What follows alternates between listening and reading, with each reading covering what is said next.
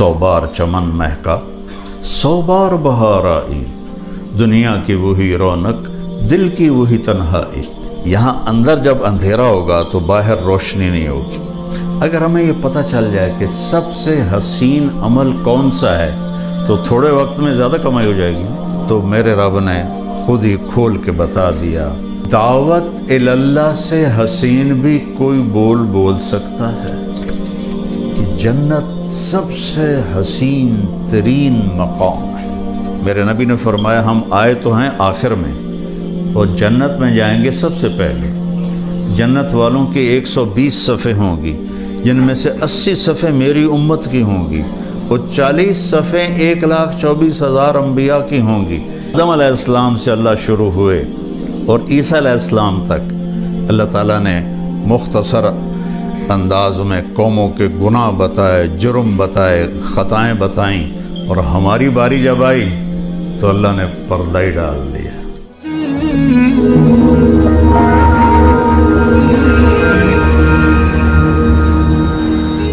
الذي ليس كمثله شيء وهو السميع البصير المتعالي عن الشريك والشبيه والبديل، واشهد ان لا اله الا الله وحده لا شريك له، واشهد ان سيدنا ومولانا محمدا عبده ورسوله ارسله بالحق بشيرا ونذيرا وداعيا إلى الله بإذنه وسراجا منيرا، صلى الله تعالى عليه وعلى آله وعلى أصحابه وبارك وسلم تسليما كثيرا كثيرا، أما بعد، فأعوذ بالله من الشيطان الرجيم، بسم الله الرحمن الرحيم، لقد كان لكم في رسول الله أسوة حسنة لمن كان يرجو الله واليوم الآخر وذكر الله كثيرا، وقال الله تعالى ومن أحسن قولا ممن دعا إلى الله وعمل صالحا وقال إنني من المسلمين، وقال النبي صلى الله تعالى عليه وسلم ان اللہ بعثنی کافۃ للناس رحمۃ فأدوا عنی، وقال النبی صلی اللہ علیہ وسلم نضر اللہ امرأ سمع مقالتی فوعاها ثم أداها كما سمعها فرب مبلغ أو وام سامع، او كما قال صلی اللہ تعالی علیہ وسلم۔ میرے عزیزو، بھائیو، دوستو، بچوں، ماشاءاللہ اکثریت نوجوان امت محمد بیٹھے ہوئے ہیں۔ آپ کو دیکھ کر خوشی ہو رہی ہے۔ غفلت کے ماحول میں دین کی آواز اللہ کی بارگاہ میں بہت قیمتی ہو جاتی ہے۔ مسجد میں پڑھو لا الہ الا اللہ وحدہ لا شریک لہ لہ الملک ولہ الحمد یحیی ویمیت وہو حی لا یموت بیدہ الخیر وہو علی کل شیء قدیر، تو آپ کے لیے 10 نیکیاں لکھی جاتی ہیں، اور اسی دعا کو آپ بازار میں پڑھو تو 24 لاکھ نیکیاں لکھی جاتی ہیں۔ اتنا بڑا فرق کس وجہ سے آیا کہ غفلت کی جگہ اللہ کو یاد کرنا اللہ کی بارگاہ میں بہت قیمتی بن جاتا ہے۔ تو ویسے تو پوری دنیا اس وقت غافل ہے، یعلمون ظاہرا من الحیات الدنیا وہم عن الآخرۃ ہم غافلون، صرف یہ دنیا کے پیچھے بھاگ رہے ہیں۔ اب چاہے مسلمان ہیں چاہے غیر مسلم ہیں، دنیا کے پیچھے بھاگ رہے ہیں اور آخرت کے بارے میں بالکل غافل ہیں، اور آخرت کے بارے میں کچھ نہیں جانتے۔ بالکل غفلت ہے، جیسے موت ہے ہی نہیں۔ اب ہے تو صحیح، تو جیسے موت کے بعد زندگی کوئی نہیں۔ انسان جو کچھ بناتا ہے، کماتا ہے، لندن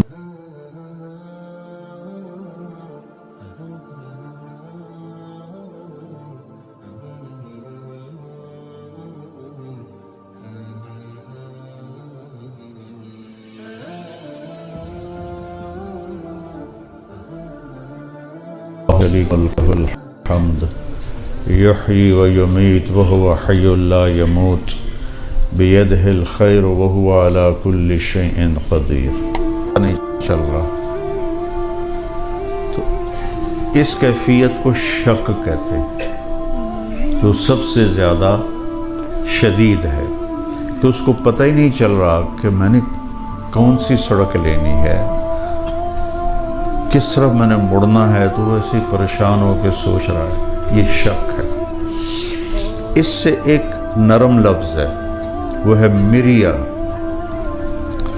شک بھی قرآن میں آیا ہے، بل ہم فی شک منہا بل ہم منہا عمون. پھر ہے مریا، فلا تک فی مریۃ من لقائہ. مریا کیا ہے کہ آپ کا دماغ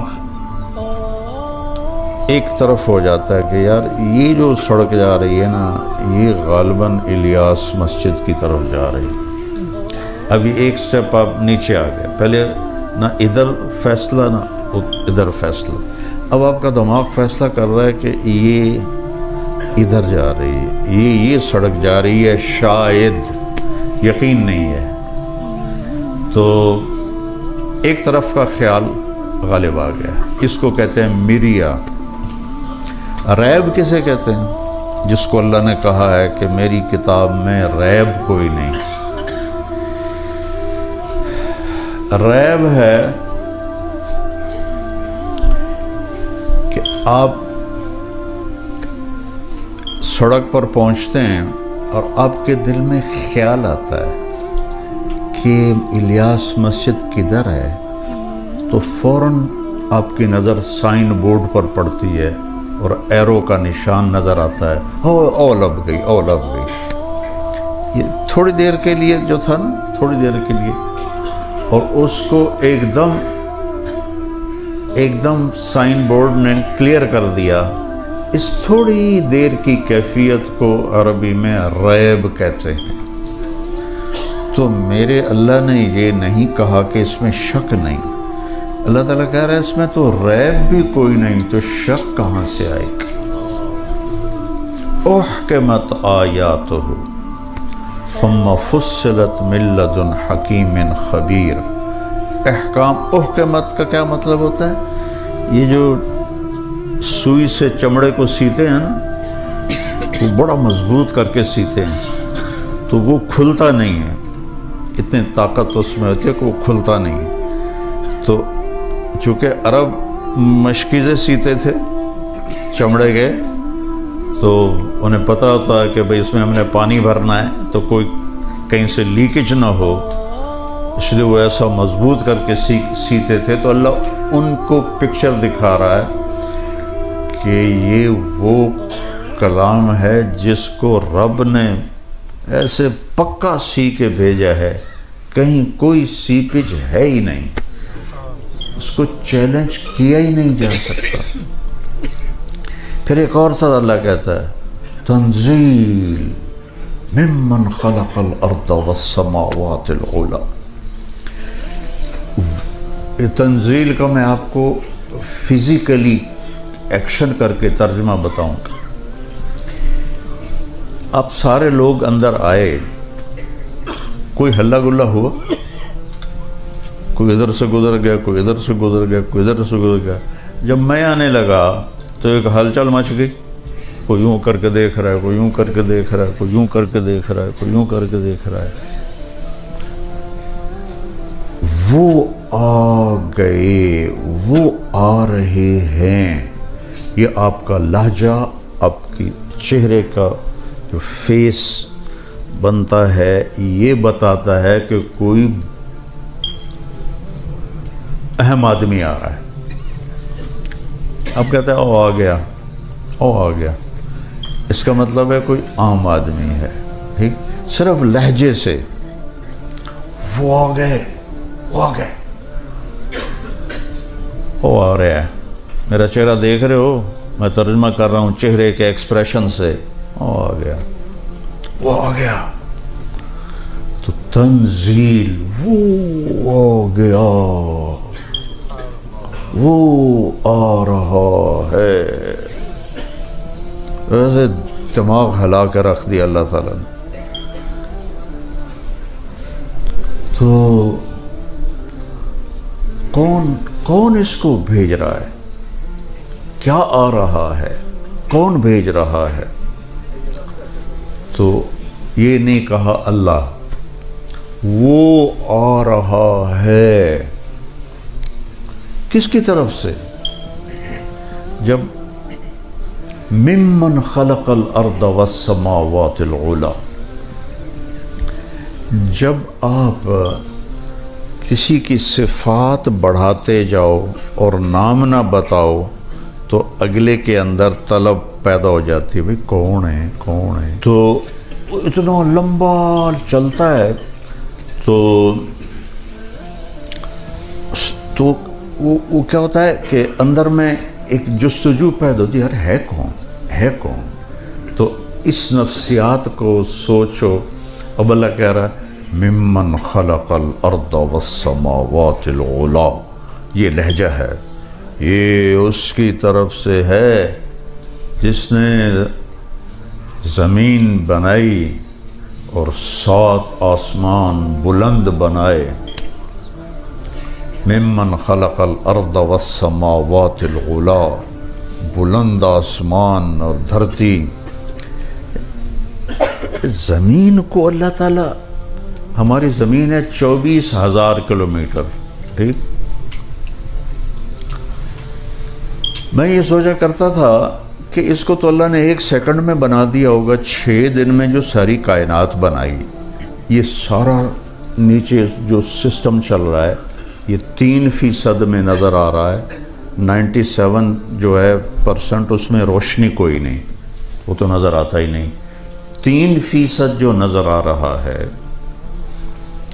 اس کے لیے اندازہ لگایا گیا ہے یہ ناسا والوں کا کہ اگر ایک جہاز 1 کھرب سال روشنی کی رفتار سے اڑتا رہے تو بھی اس کے دوسرے کنارے پر نہیں جا سکتا.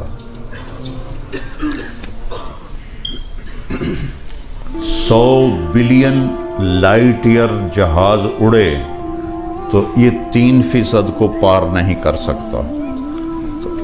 پہلا آسمان کتنا بڑا ہے، اور دوسرا، پھر تیسرا، پھر چوتھا، پھر 5واں، پھر 6واں، پھر 7واں، پھر کرسی، پھر عرش، پھر جنت، پھر جہنم. ذرا آپ تصور تو کرو. تو میں یہ سوچتا تھا کہ زمین تو اللہ نے ہمیں بناتی ہونی 2 سیکنڈ 24,000 کلومیٹر. حامیم سجدہ پڑھتے ہوئے کبھی کبھی غور سے قرآن پڑھنے کی توفیق ملتی ہے تو میں ایسے ہل گیا.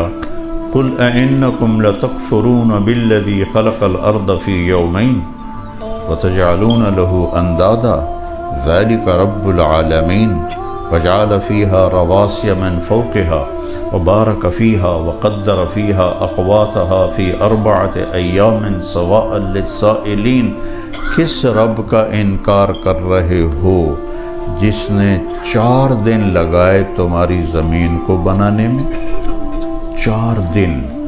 ثم استوى إلى السماء وهي الدخان فقال لها وللأرض ائتيا طوعا أو كرها قالتا أتينا طائعين فقضاهن 7 سماوات في يومين. سورا اوپر نیچے 2 دن اور یہ چھوٹی سی زمین 4 دن. میرے رب کے شاہکار ہیں جو اللہ تعالیٰ نے بنانے کے لیے پورے 4 دن لگائے. تو قرآن کی عظمت بٹھانے کے لیے وہ جس نے دھرتی بنائی، آسمان بنائے، کون ہے وہ؟ الرحمن. اب بھی نام نہیں آیا، جستجو اور بڑھ گئی. یار نام تو بتاؤ کون ہے؟ الرحمن. وہ رحمان ہے کہ یار نام تو بتاؤ.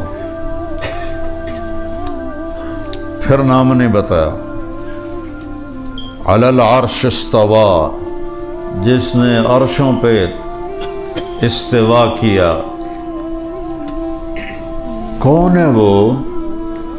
پھر نام نہیں بتایا. لہو ما فی السماوات وما فی الارض وما بینہما وما تحت الثرى، یہ اس کا کلام ہے جو زمین آسمان کا مالک اور اس کے درمیان کا مالک اور زمین کے نیچے جو کچھ ہے اس کا مالک۔ یار بتاؤ تو صحیح ہو اس کا نام کیا ہے؟ پھر صفت آ گئی وَإِن تَجْهَرْ بِالْقَوْلِ فَإِنَّهُ يَعْلَمُ السِّرَّ وَأَخْفَى، تم زور سے بولو آہستہ بولو۔ میں زور سے بول رہا ہوں، آپ سن رہے ہیں، میں آہستہ بولتا ہوں، اب میرے کان سن رہے ہیں اور آپ نہیں سن رہے۔ اخفا کسے کہتے ہیں کہ میں بولا ہوں، اپنی زبان سے نہیں بولا ہوں، دل سے بولا ہوں، جس کو میں خود بھی نہیں سن رہا، تو کہنے والا کہہ رہا ہے کہ یہ وہ ہے کہ تم زبان بند کر لو اور دل سے بولو تو وہ بھی سنتا ہے۔ تو یار نام تو بتا دو یار۔ اب آیا ٹھا، تنزیل ممن خلق الارض والسماوات العلا، کون؟ کیا نام ہے؟ نہیں پہلے سنو، الرحمن، کدھر؟ علی العرش استوا، کیسا؟ لہو ما فی السماوات وما فی الارض وما بینہما وما تحت الثرى۔ او یار نام تو بتا۔ وَإِن تَجْهَرْ بِالْقَوْلِ فَإِنَّهُ يَعْلَمُ السِّرَّ وَأَخْفَى، او میاں نام بتا دے تو آیا اللہ، اللہ لا الہ الا ہو لہ الاسماء الحسنى، وہ اللہ ہے، وہ اللہ ہے جو ساری صفات میں بھی اس جیسا کوئی نہیں اور ذات میں بھی اس جیسا کوئی نہیں۔ لیس کمثلہ شیء، یہاں تشبیہ دینے کے لیے دو حرف ہیں، ایک کاف ہے ایک مثل ہے۔ تو مفسرین نے لکھا ہے یہ کاف زائد ہے اور اصل مثل ہے کہ اس جیسا کوئی نہیں ہے۔ تو میں اس کو لغت کے لحاظ سے آپ کے سامنے اس کی خوبصورتی بتانا چاہتا ہوں کہ جب کسی کو صفات میں تشبیہ دی جائے، صفات میں، تو کاف کا لفظ بولا جاتا ہے۔ جیسے کہتا وہ تو شیر کی طرح ہے، کی طرح یہ صفت میں تشبیہ ہے کہ بڑا طاقتور ہے۔ کالشمس فی کبد السماء وضوءها یغشی البلاد مشارقا ومغاربا، وہ تو سورج کی طرح ہے۔ ایک شاعر اپنے بادشاہ کو بیوقوف بنا رہا ہے، تو سورج کی طرح ہے۔ کالبدر حیث اتجہت رأیتہ یہدی الی عینیک نورا ثاقبا، وہ تو چاند کی طرح ہے۔ تھوڑا جا مکھن اور لا دیا۔ کالبحر یقذف للقریب لآلیا جودا ویبعث للبعید سحائبا، وہ تو سمندر کی طرح سخی ہے، بارش بھی دیتا ہے موتی بھی دیتا ہے۔ تو کاف کاف کاف کیوں؟ کہ بادشاہ سلامت نہ سمندر ہے نہ سورج ہے نہ چاند ہے۔ تشبیہ ہے بھائی، سورج بہت بڑا بادشاہ ہے، چاند بہت بڑا خوبصورت ہے، سمندر بہت بڑا سخی ہے۔ اور جب ذات میں تشبیہ دینی ہو، ذات میں، تو پھر کاف نہیں ہوتا، پھر مثل ہوتا ہے، مثل۔ تو اس کے لیے شاعر کہتا ہے انا السروجی وہذا ولدی والشبل فی المخبر مثل الاسد، میں سروجی ہوں، یہ میرا بیٹا ہے، ٹھیک۔ اب آپ بیٹا ایک چیز ہے نا، تو وہ کہتا ہے والشبل فی المخبر مثل الاسد، کہ شیر کا بچہ میدان میں شیر ہی ہوتا ہے۔ تو مثل کا لفظ لایا۔ تو قرآن میں کوئی لفظ زائد کوئی نہیں ہے، کوئی بھی۔ لیس کا مثل، کوئی نہیں صفات میں اس جیسا، مثل کوئی نہیں ذات میں اس جیسا، صفات میں بھی اس جیسا کوئی نہیں، ذات میں بھی اس جیسا کوئی نہیں۔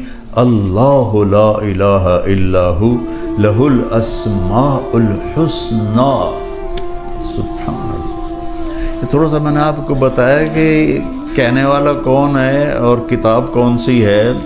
ہم نے تو صرف قرآن خوانی کے لیے قرآن رکھا ہوا ہے، ختم پڑھ لو اس کے لیے قرآن رکھا ہوا ہے.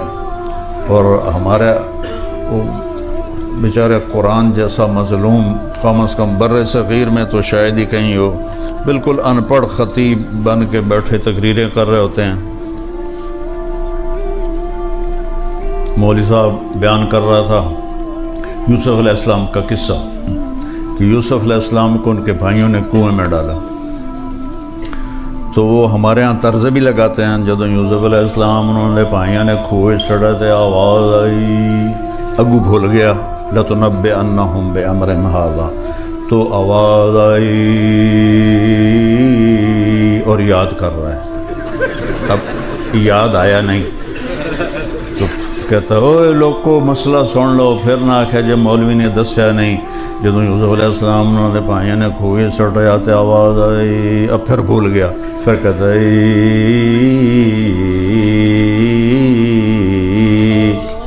پھر یاد نہیں آیا.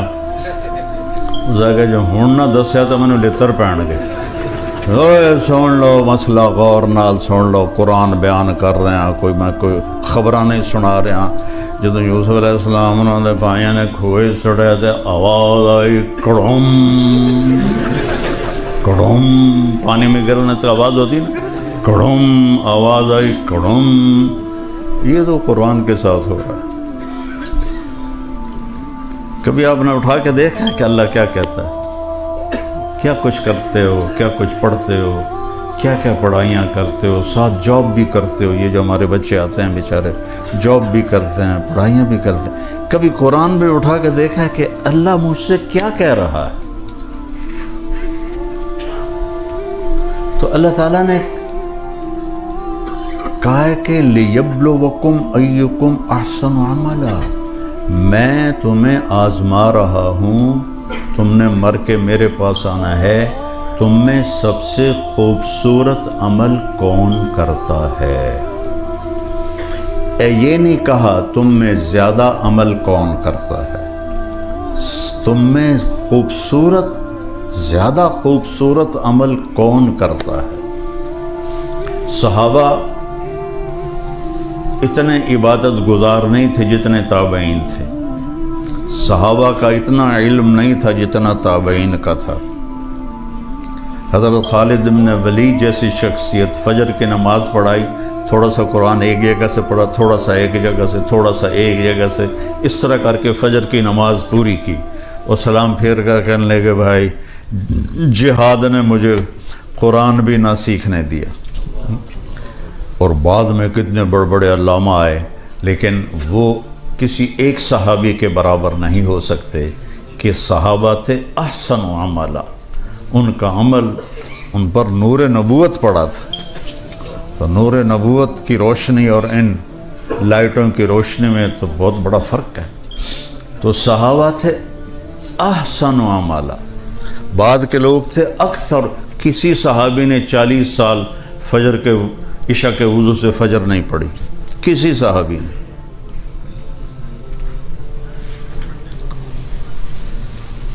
تابعین کتنے ہیں جنہوں نے جو عشاء کے وضو سے فجر کی نمازیں پڑھی. تو اللہ تعالیٰ ہمیں ہمارا پیپر ہو رہا ہے تو میں خلاصہ کر کے بتا رہا ہوں کہ ہم میں سے زیادہ خوبصورت عمل کون کرتا ہے. ایک واقعہ سناتا ہوں. تبوک کے موقع پر آپ نے فرمایا چندہ کٹھا کرو. حضرت عثمان رضی اللہ تعالیٰ عنہ نے 10,000 سپاہیوں کا کھانا پینا انتظام کیا اور 300 دینار اوپر دیے. تو ہمارے نبی ایسے آپ کے دیناروں کو ایسے ان سے کھیل رہے تھے اور فرما رہے تھے ما علی عثمان اللہ یعمل بعدا، عثمان آج کے بعد تو کچھ بھی نہ کر، تیری جنت واجب ہوگی. عبد الرحمن بن عوف اپنا سارا مال اٹھا کے لے کر آئے اور پورا مال صدقہ کر دیا.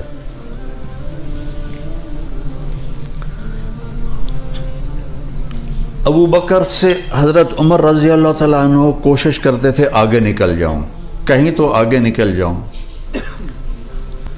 تو اس موقع پر ابو بکر کے گھر میں غربت تھی اور عمر مالدار تھے. کہنے لگے بھائی عمر آج جے تو لے گیا بازی تک لے گیا، پھر تینوں نہیں لبنا ہے موقع.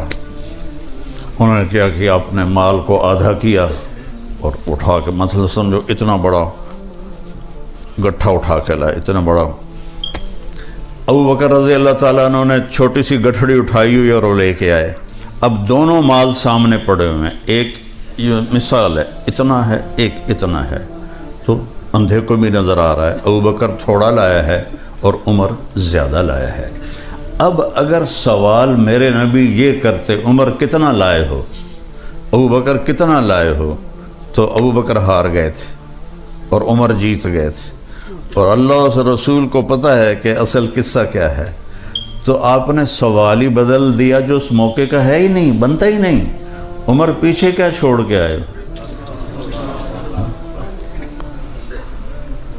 اور کوئی میں مدارس اللہ میرے ذریعے سے چلوا رہا ہے، کوئی ہمیں آ کے چندہ دیتا ہے تو ہم پوچھتے ہیں جی کتنے ہیں. یہ پوچھ سکتے ہیں کہ پیچھے اور بینک میں کتنے ہیں. اگر یہ پوچھ لیا پیچھے اور کتنے نہ کہ اے ویڈیو میں 2 نمبر ہی کم لگ گئے تو اس میں نے فراڈیے لگ دیو. تو آپ دیکھو میرے نبی نے کیا مال کیا، عمر پیچھے کیا چھوڑا ہے. حضرت عمر جو پہلے ایسے کھڑے تو نالی اینج ہو گئے، تو ان کو پتہ لگ گیا بھائی میں ہار گیا. کہنے لگے جی آدھا چھوڑ کے آیا ہوں آدھا لے کے آیا ہوں.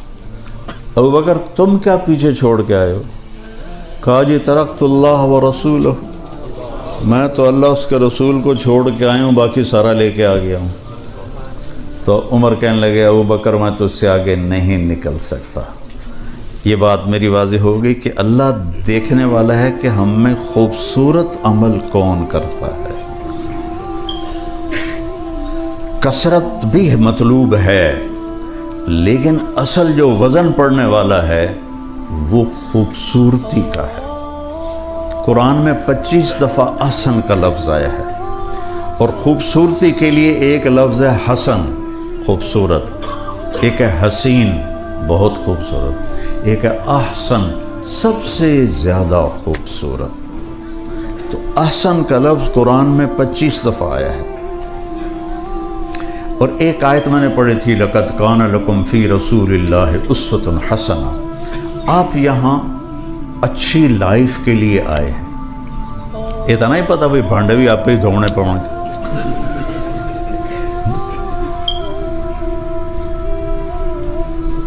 لائف خوبصورت ہو وہ کپڑے گاڑی پیسے کے ساتھ اس کا کوئی تعلق نہیں، چونکہ زندگی اندر ہے باہر نہیں ہے. یہاں اندر جب اندھیرا ہوگا تو باہر روشنی نہیں ہوگی. 100 بار چمن مہکا 100 بار بہار آئی، دنیا کی وہی رونق دل کی وہی تنہائی. زندگی اندر ہے. تو میرے نبی نے فرمایا اگر اپنی زندگی خوبصورت بنانا چاہتے ہو تو مالدار ہونا شرط نہیں، سید قریشی ہونا شرط نہیں، انگلینڈ امریکہ میں رہنا شرط نہیں، غریب ہونا شرط نہیں، بادشاہ ہونا شرط نہیں ہے. میرے محبوب کی زندگی تمہارے لیے خوبصورت ترین نمونہ ہے. اس کے لیے حسن کا لفظ نہیں آیا، حسنہ کا لفظ آیا. سبحان اللہ، قرآن بھی کیا شے میرے رب نے اتاری. کسی کے چہرے پر تل ہو یہاں تو کتنا خوبصورت ہو جاتا ہے. ہماری فیملی میں ایک بچی تھی، اس کے چہرے پر تل تھا، تو اس کی خالہ کی بیٹی تھی، اس کے چہرے پر نہیں تھا. کہتی پتر اے میری بیٹی دی گال دینا اپنی گال میں لا دے، شاید یہ بھی تل آ جائے. تو چہرے کا وہ تل جو پورے چہرے کو حسین بنا دیتا ہے اسے عربی میں حسنہ کہتے ہیں، حسنہ، حسن۔ یہی ہم سے منگوایا قرآن میں، ربنا آتنا فی الدنیا حسنہ نہیں کہا، حسنتاً فی الآخرۃ حسنتاً وقنا عذاب النار۔ کہ زندگی کو اگر خوبصورت بنانا ہے تو اپنے نبی کی طریقے پر آ جاؤ۔ مجھ سے ایک آدمی کہنے لگا آپ کو کون سا شاعر پسند ہے؟ میں نے کہا اقبال۔ کہنے لگا اس کے اشعار میں سب سے اعلیٰ شعر کون سا ہے آپ کے نزدیک؟ میں نے کہا کہ محمد سے وفاتوں نے تو ہم تیرے ہیں، یہ جہاں چیز ہے کیا لوح و قلم تیرے ہیں۔ تو حسنہ، اگر لائف اتنی خوبصورت بنانا چاہتے ہو کہ لوگ بھی دیکھ کر ان کو مزہ، یار کیا خوبصورت لائف ہے، تو میرے نبی کی غلامی میں آؤ، میرے نبی کے طریقے پر آؤ، تو تم چہرے کا تل بن جاؤ گے لوگوں میں، ایسے حسین پرکشش بن جاؤ گے۔ اللہ اپنے بارے میں کہتا ہے فتبارک اللہ احسن الخالقین۔ چند مثالیں دے دیتا ہوں لفظ احسن۔ سب سے اعلیٰ حسین خالق ہے اللہ۔ ومن احسن من اللہ حکما لقوم یؤمنون۔ سب سے خوبصورت فیصلہ کرنے والا ہے اللہ۔ اللہ اپنے بارے میں کہہ رہا ہے صبغۃ اللہ ومن احسن من اللہ صبغہ۔ تیرے رب کا رنگ، اس سے حسین رنگ اور کس کا ہو سکتا ہے؟ محمد مصطفیٰ صلی اللہ علیہ وسلم کی طرف اشارہ ہے۔ اللہ احسن، اللہ نے اپنے نبی کو کہا احسن، پھر کہا اللہ نزل احسن الحدیث، تیرے رب نے اتارا سب سے حسین کلام قرآن، سب سے حسین کلام قرآن۔ یہ بہت خوبصورت۔ حضرت عثمان رضی اللہ عنہ فرمایا کرتے تھے کہ لوگوں کو قرآن کا پتہ چل جائے تو زندگی بھر قرآن سے آنکھیں نہ ہٹائیں، نظریں نہ ہٹائیں۔ تو ہمارا تو ہم ویسے ہی اجمی ہیں، ہم اجمی تو اجمی ہیں۔ اب عرب کے بدوؤں کا حال یہ ہے، ابن جوزی نے لکھا ہے کہ وہ امام صاحب نماز، یہ صحیح واقعہ ہے، ایسے لطیفہ نہیں، امام نماز پڑھا رہا تھا تو انہوں نے سورہ نوح شروع کی، انا ارسلنا نوحا الی قومہ، تو آگے بھول گئے، تو پھر انہوں نے دوبارہ دہرایا انا ارسلنا نوحا الی قومہ، کسی نے لقمہ بھی نہیں دیا، وہ پھر بھول گئے، پھر تیسری دفعہ پڑھا انا انزلنا نوحا الی قومہ۔ پیچھے ایک بدو عرب کھڑا تھا، کہنے لگا جو نوح نہیں جانتا تھا کسی اور نو گھل دے۔ یہ صحیح واقعہ ہے، لطیفہ نہیں ہے۔ اِلَّمْ يَذْهَبْ نُوحٌ فَأَرْسِلْ غَيْرَهُ۔ تو عربوں نے یہ حال کیا ہوا ہے تو ہمارا کیا حال ہوگا؟ پھر اللہ تبارک و تعالیٰ جنت کے بارے میں کہتا ہے اصحاب الجنت یومئذ خیر مستقرا واحسن مقیلا، کہ جنت سب سے حسین ترین مقام ہے، سب سے حسین۔ اللہ تعالیٰ نے جنت بنائی کن فیکون، لیکن جنت الفردوس کو اپنے ہاتھوں سے بنایا، وہ کیسی بنی ہوگی؟ جس دن بنایا، یہ کائنات کو بنائے ہوئے ہم سائنسدانوں کی بات لے لیتے ہیں، 25 ارب سال ہو چکے ہیں۔ 25 ارب سال پہلے اللہ نے جنت الفردوس بنائی۔ جس دن اسے بنایا اس دن سے لے کر آج، اور آج سے قیامت تک روزانہ پہلے سے 5 دفعہ اس کا میک اپ کر دیتا ہے، روزانہ اس کا 5 دفعہ میک اپ ہوتا ہے، تو وہ کیا چیز بن رہی ہوگی؟ ایک تو اللہ کے ہاتھوں سے بنی، پھر روزانہ 5 دفعہ اس کا میک اپ ہوتا ہے، تو وہ کیا چیز بن رہی ہوگی؟ نہیں سوچ سکتے۔ ایک نوخن کے برابر جنت سے کوئی چیز نکال کے الیاس مسجد میں رکھ دو تو زمین سے آسمان تک خوشبو پھیل جائے گی اور روشنی پھیل جائے گی۔ سطع نور فی الجنہ، جنت میں نور کی چمک اٹھی۔ بھائی یہ نور کہاں سے ہے بھائی؟ یہ نور کہاں سے ہے بھائی؟ فَإِذَا هُوَ مِنْ ثَغْرِ حَوْرَاءَ ضَحِكَتْ فی وجہ زوجہا، فرشتے کہیں گے جناب وہ اوپر کی جنت میں ایک حور اپنے خامند کے سامنے مسکرائی ہے تو اس کے دانت جب کھلے ہیں تو دانتوں کا نور ہے جس نے جنت کو روشن کر دیا۔ صرف وہ مسکراتی ہے تو اس کے دانتوں سے ایسا نور نکلتا ہے کہ ساری جنت روشن ہو جاتی ہے۔ تو جنت الفردوس کیسی ہوگی؟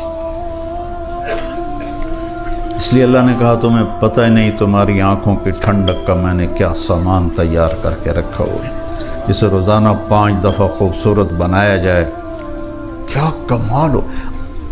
عام حالات میں جو سب سے ادنا درجے کی جنت ہے، اس کا جنتی جب جہنم سے نکل کر، اس کا نام جوہینہ ہے اور اس کا قبیلہ بھی جوہینہ ہے، جب اللہ اس کے سامنے پردہ ہٹائے گا اور وہ اپنی بیوی کو دیکھے گا تو ایک دم ایسے اس کی آنکھ پھٹے گی اور 40 سال مسلسل ایسے دیکھتا رہے گا، نہ یوں دیکھے گا نہ یوں دیکھے گا اور ایسے ایسے بھی نہیں کرے گا، 40 سال۔ تو جنت الفردوس کی لڑکی کیسی ہوگی؟ پھر وہ کہے گی اما لک فینا من رغبۃ، اب میرے پاس نہیں آئیں گے؟ پھر اس کو ہوش آئے گا، بی بی تو کون ہے؟ کہے گی انا من اللواتی خبین لک، آپ کی بیگم ہوں، سارے پہنچ گئے اپنے اپنی جگہوں میں سکڑا ہی پہ گئی تیرے مگر۔ پھر اس کو ہوش آئے گا، جا کے ہن میریاں لگاماں چھڑ دے، وہ جا کے اس کو جو جپھا مارے گا تو میرے نبی نے فرمایا یہ گلے لگائے گا 70 برس تک کس طرح گلے لگا رہے گا، 70 سال ایسے لگا رہے گا۔ سب سے چھوٹا جنتی بتا رہا ہوں، سب سے چھوٹا جنتی۔ منڈی بہاؤدین میں بیان کر رہا تھا تو ایک بوڑھا زمیندار بیٹھا تھا، بیان کے بعد پوچھنے لگا اے جی مولوی صاحب صرف بس جپھا ہی ہے یا اور بھی کوئی شے ہے؟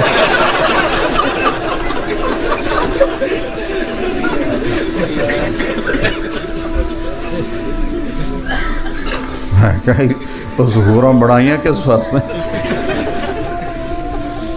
یہاں زنا چھوڑ دو، پاک دامن رہو، آگے اللہ جنت کی خوبصورت حوروں سے تمہاری شادی کرے گا۔ وَزَوَّجْنَاهُمْ بِحُورٍ عِينٍ، ہم خود جنت کی حوروں سے تمہارا نکاح کریں گے۔ پھر اللہ ہم سے کہتا ہے قُلْ لِعِبَادِي يَقُولُ الَّتِي هِيَ أَحْسَنُ، میرے بندوں سے کہو سب سے حسین بات کیا کر۔ تو یہ چند مثالیں میں نے آپ کو احسن۔ اب میں وہ آخری بات پہ آنے لگا ہوں۔ اگر ہمیں یہ پتہ چل جائے کہ سب سے حسین عمل کون سا ہے تو تھوڑے وقت میں زیادہ کمائی ہو جائے گی نا، تھوڑے وقت میں پروفٹ زیادہ آ جائے گا۔ تو میرے رب نے خود ہی کھول کے بتا دیا وَمَنْ أَحْسَنُ قَوْلًا مِّمَّنْ دَعَا إِلَى اللَّهِ وَعَمِلَ صَالِحًا وَقَالَ إِنَّنِي مِنَ الْمُسْلِمِينَ۔ ہائے ہائے ہائے، اللہ تعالیٰ کہہ رہا ہے دعوت اللہ سے حسین بھی کوئی بول سکتا ہے۔ اس کو اللہ یوں کہتا جیسے باقی آیات آئی ہیں احسن کی، احسن و مکیلا،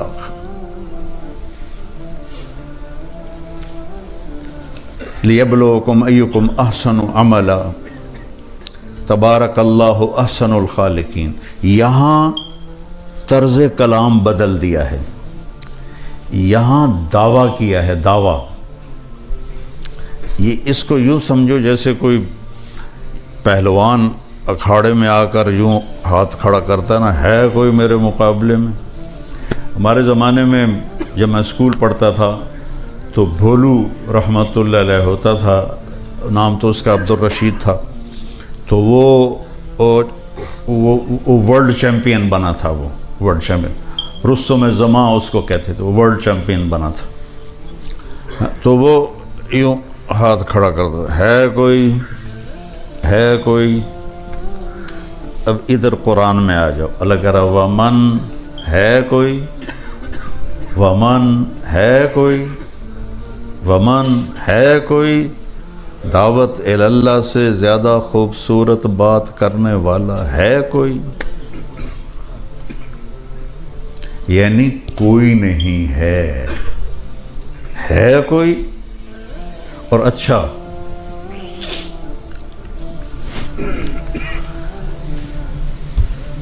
دنیا کو، دین کے میدان کو ایک اکھاڑے کی طرح اللہ نے پیش کیا ہے، اور اس میں سارے اعمال موجود، بیٹھے ہوئے پہلوان سارے کچھے پاک ہے.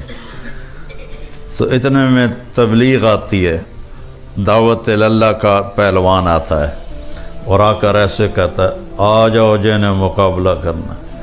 حضرت عمر رضی اللہ عنہ نے جب ہجرت کی تو زرہ پہنی، ہتھیار سجائے، تلوار لٹکائی اور بیت اللہ میں آ کے طواف کیا. سارے قریشی ویندے پہن، پھر ان کے اوپر جا کر کھڑے ہو گئے. ہاں بھائی، جو یہ چاہتا ہو کہ اس کی بچے یتیم ہو جائیں اور بیوی کا سہاگ اجڑ جائے اور اس کے بچے اس کو روئیں تو اے میں جا رہے ہیں، کوئی آ کے میں نے روک کے دکھا دیو. تو سب کی سٹی گم ہو گئی، کوئی بھی نہیں اٹھا. یہ ومن یہاں یہ معنی دے رہا ہے، ومن ومن ومن ہے کوئی، ہے کوئی دعوت اللہ سے بڑا اور خوبصورت کام کرنے والا کوئی ہے؟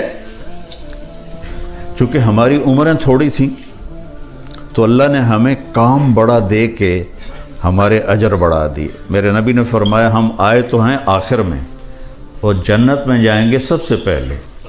جنت والوں کی 120 صفیں ہوں گی، جن میں سے 80 صفیں میری امت کی ہوں گی اور 40 صفیں 1,24,000 انبیاء کی ہوں گی، اور میری امت اکیلی 80 صفوں پر ہوگی، اور آدم سے عیسیٰ علیہ السلام تک 40 اور میری امت 80. عمر تھوڑی، معاوضہ زیادہ. کیا کرم کیا اللہ نے.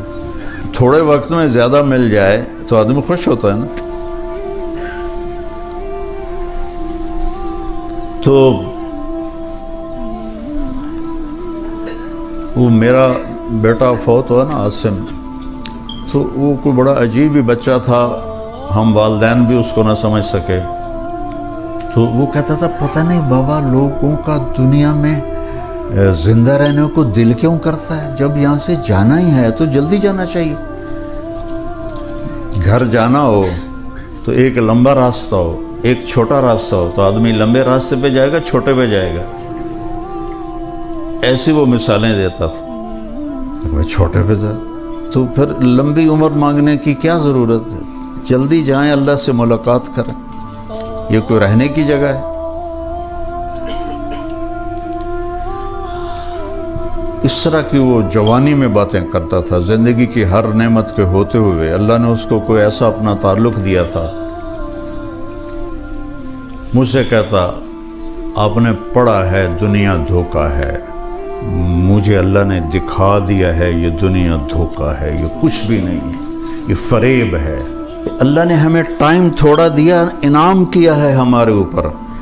ایک مزدور 300 سال مزدوری کرے اور ایک مزدور 30 سال مزدوری کرے اور اس سے زیادہ پیسے لے لے تو کون پروفٹ میں رہا؟ چونکہ موت ہمیں قبر نظر آتی ہے، اندھیرا نظر آتا ہے، تو موت کا نام سن کر بھی لوگ ڈرتے ہیں. میرا خاندان ایک پرانا قدیم ذمہ دار خاندان ہے، تو وہ میں سب سے چھوٹا 18 سال کی عمر میں تبلیغ میں گیا، پھر مدرسے چلا گیا. وہ میرے چاچے تائے سارے وہ مجھے جوتی پر بھی نہیں لکھتے تھے، وہ میری بات بھی نہیں سنتے تھے. تو عیدین پہ وہ چھوٹی عید بڑی عید وہ میں نے جب مجھے تھوڑا بولنا آ گیا رائمنڈ میں پڑھتے پڑھتے تو وہ میں نے شروع کی.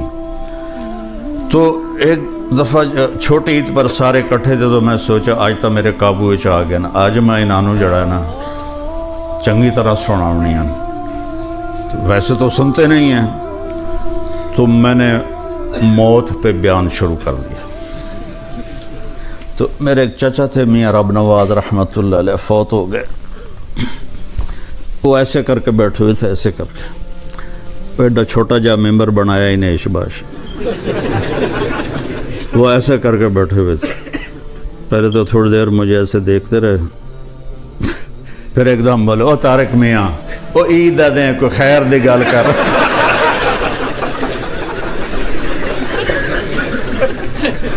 موت لے کے پہ گئے ہیں ساڑھے مگر، کوئی خیر دی گل کر۔ تو وہ موت سے ہر کوئی ڈرتا ہے، لیکن موت تو چھٹی ہے۔ تھوڑے وقت میں اللہ نے ہمیں دعوت کا کام دیا۔ یہ تبلیغی جماعت یا الیاس مسجد کا مسئلہ نہیں ہے، میں آپ کو سارا قرآن سے بتایا ہے، اور اللہ تعالیٰ نے حل کر کے بتا دیا کہ میں تمہیں بتا دیتا ہوں کہ تم دعوت اللہ کا کام کرو تو تم سب سے زیادہ کمائی کر جاؤ، تھوڑے وقت میں زیادہ کمائی کر جاؤ۔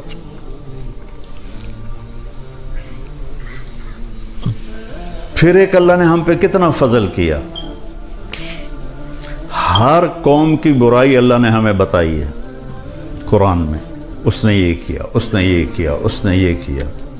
ہماری برائی کسی کو بھی نہیں بتائے گا، چونکہ ہمارے بعد ہے ہی کوئی نہیں، ہمارے بعد تو قیامت ہے، نہ کوئی نبی آئے گا، نہ کوئی کتاب آئے گی۔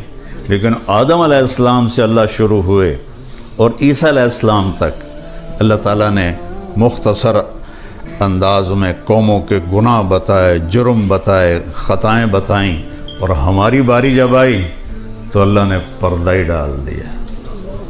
مزدوری تھوڑی، مزدوری کہتا ہوں، کام تھوڑا، مزدوری زیادہ، جو لط گھت ہے اس پہ پردہ۔ اور قیامت کے دن ایک حدیث یاد آئی بڑے زمانے بعد، میرے نبی فرمائیں گے، یا اللہ میری امت کا حساب میرے حوالے کر دے۔ تو اللہ تعالیٰ فرمائیں گے کیوں؟ تو عرض کریں گے، یا اللہ میں چاہتا ہوں ان کا حساب میں لے لوں تاکہ ان کو شرمندہ نہ ہونا پڑے۔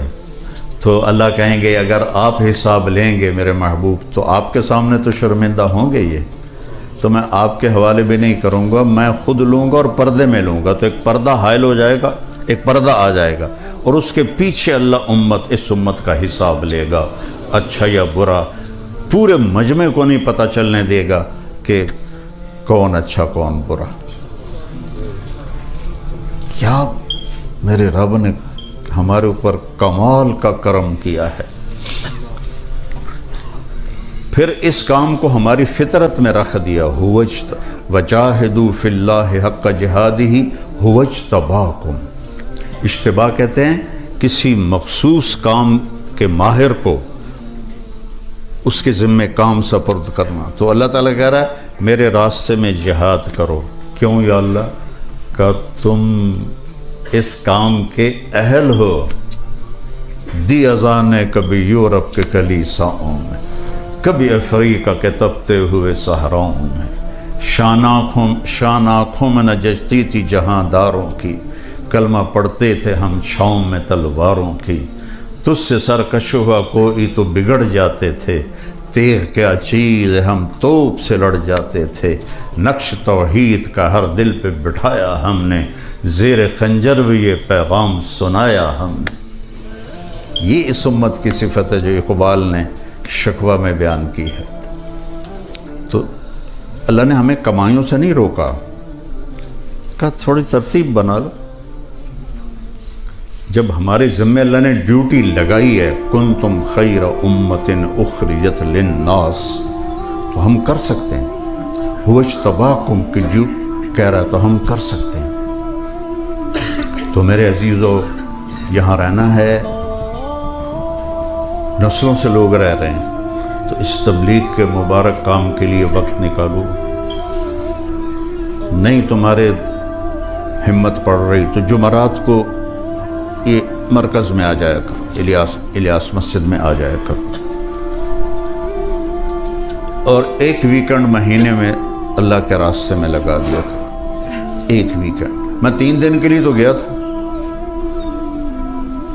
تو اللہ نے کس طرح پانسا پلٹ دیا اپنے فضل و کرم سے.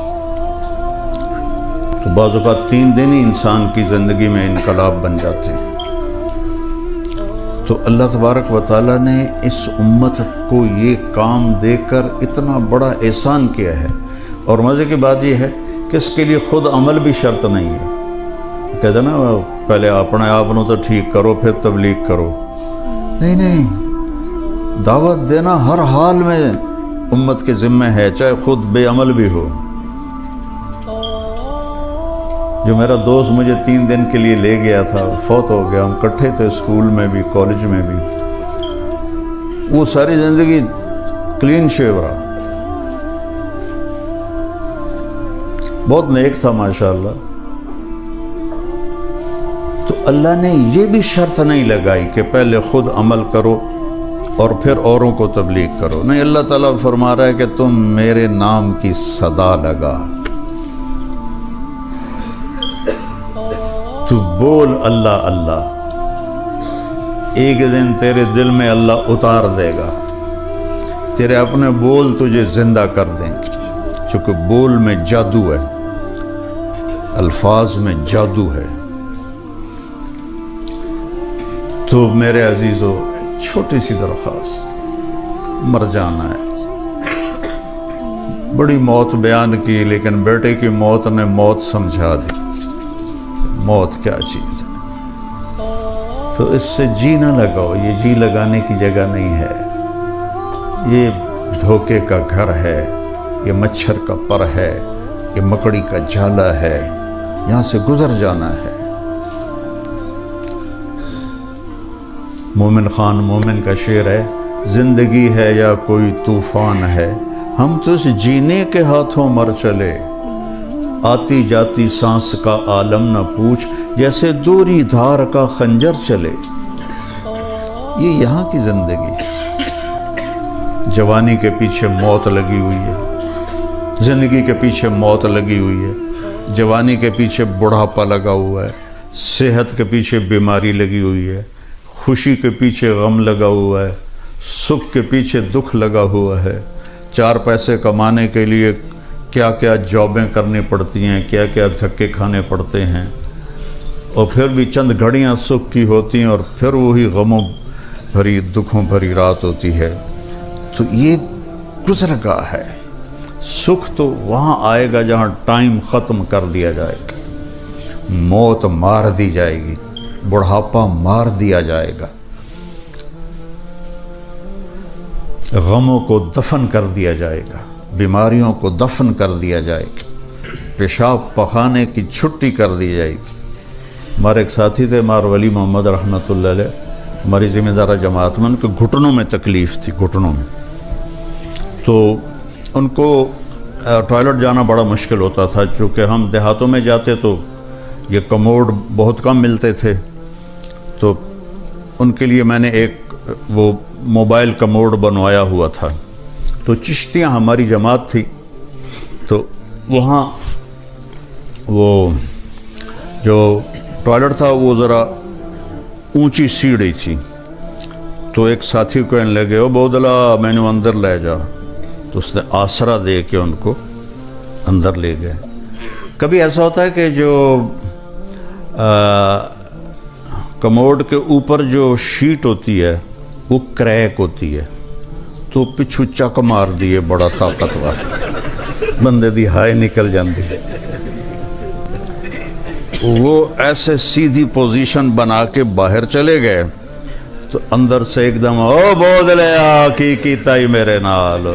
اسے تو بڑی گالی نکالی لیکن میں یہاں نہیں کہہ سکتا. وہ پیچھے وہ کریک تھا، اس نے چک مار لی. باہر نکلے، چادر باندھتے تھے شلوار نے، ایسے کھڑے مجھے کہتے تھے مولوی جی مینو رب جنت کشا نہ دے، اے میرا ہگن موترن ختم کر دے اور مینو کشا نہ دے. پیشاب پخانے کی چھٹی. کیا کھانے کی لذت ہے، کیا پینے کی لذت ہے، تو زندگی تو جنت کا نام ہے۔ پھر ساری نعمتیں چھوڑ دو، جب اللہ کو آنکھوں سے دیکھے گا کیا مزہ آئے گا۔ سبحان اللہ، اللہ اپنا آپ دکھا دے، اپنا آپ دکھا دے۔ ساری جنت والوں کو ہفتے میں ایک دفعہ اللہ کا دیدار ہوگا، جمعے کے دن۔ جنت الفردوس والوں کو صبح بھی ہوگا، شام بھی ہوگا۔ اور آپ نے فرمایا ابو بکر کے لیے دیدار خاص ہوگا، ابو بکر کے لیے دیدار خاص ہوگا۔ تو میرے عزیزو، اکثر نوجوان بیٹھے ہو، غفلت پوری دنیا میں شائع ہوئی ہے، صرف اس ملک کی بات نہیں ہے۔ یہاں آئے ہو تو ایک تشکیل تو سارے کرو کہ آج یہاں سے توبہ کر کے اٹھو، ٹھیک ہے نا؟ نیت کرتے ہو نا توبہ کی، تو میرے ساتھ کہو یا اللہ میری توبہ، پھر کہو یا اللہ میری توبہ، پھر کہو یا اللہ میری توبہ۔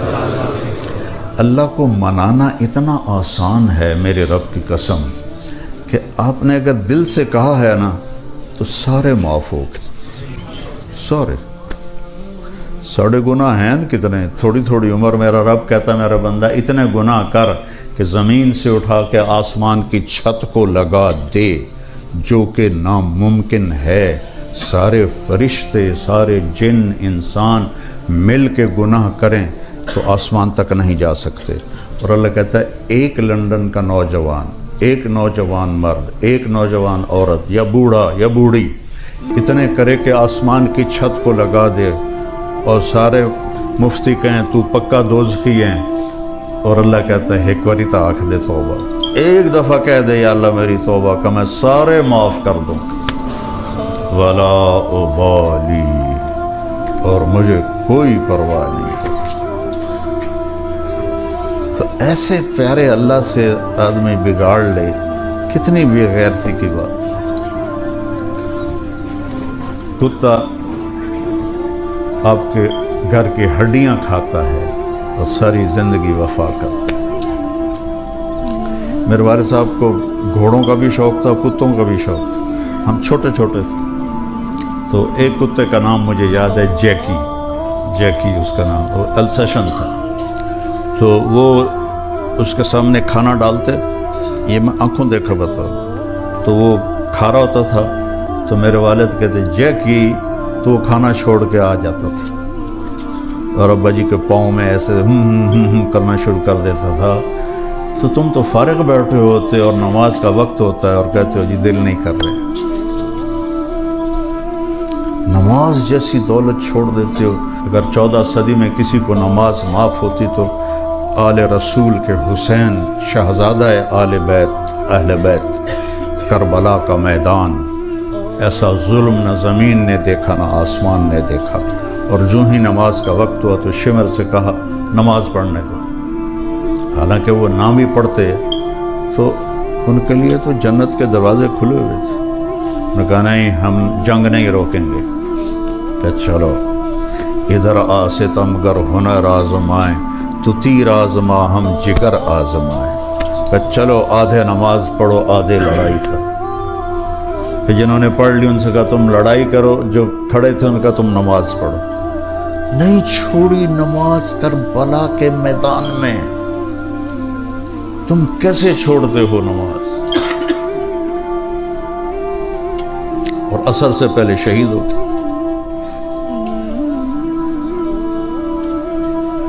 میرا تو ایک جوان مرا اور مجھ سے میں بالکل کچھ اور ہی ہو گیا ہوں، اور میرے نبی کا نواسہ کیا شاہ سوار ہے، پوری نسل ذبح ہو کے سامنے پڑی ہوئی، اور وہ ایسے کھڑا ہوا ہے کہ یا اللہ تو راضی ہے تو میں بھی راضی ہوں، نماز نہ چھوڑو۔ تیسری بات، جھوٹ نہ بولو، یہاں کے لوگوں کے ساتھ دھوکے بازی نہ کرو، فراڈ نہ کرو، چیٹنگ نہ کرو۔ جب انگریزوں کی حکومت تھی تو دلی میں ایک جیب کترا تھا، اس کے شاگرد جاتے تھے اور جیب کاٹ کے لاتے تھے، تو ایک دن اس کا آیا شاگرد 2 روپے لے کر، تو اس کو تھپڑ مارا، سارے دن میں 2 روپے؟ تو اس نے کہا استاد جی آج بڑا موٹا مال ہاتھ میں آیا تھا، ایک گورے کی جیب کاٹی تھی، اس وقت انگریزوں کی حکومت تھی، ایک گورے کی جیب کاٹی تھی، بڑا دتھی پوری، لیکن میں 2-4 قدم چلا تو مجھے خیال آیا کہ قیامت کے دن اگر عیسیٰ علیہ السلام نے میرے نبی کو گلہ دے دیا کہ آپ کے امتی نے میرے امتی کی جیب کاٹی تھی تو میرے نبی کو میری وجہ سے تکلیف ہوگی، تو میں نے جا کے اس کو واپس کر دیا اور 2 روپے اپنے دے کپ کے لے آندے، تو پھر اس نے 10 روپے نکال کے اس کو انعام دیا کہ یہ تیرا انعام ہے۔ اس دور کا تو چور بھی حیا والا تھا، یہاں دھوکہ نہ دو، فراڈ نہ کرو، پونڈ پہ ایمان نہ بیچو، یہاں رہو یا جنگل میں رہو، موت تو سب کے پیچھے لگی ہوئی ہے، تو سچائی کے ساتھ رہو۔ آپس میں کوئی اس مجمع میں کوئی آپس میں لڑے ہوئے ہو، صلح کر لو۔ فیملی کے ساتھ رہتے ہو تو آپس میں میاں بیوی محبت سے رہو، ایک دوسرے کو برداشت کرنا سیکھو۔ والدین ساتھ ہیں تو ان کے رات کو پاؤں دبا کے سویا کرو کہ ماں باپ کی دعائیں آدمی کو عرش کے اوپر پہنچا دیتی۔ اپنے بچوں کو ٹائم دو، اپنے بچوں کو ٹائم دو، ورنہ وہ تمہارے ہاتھوں سے اڑ جائیں گے۔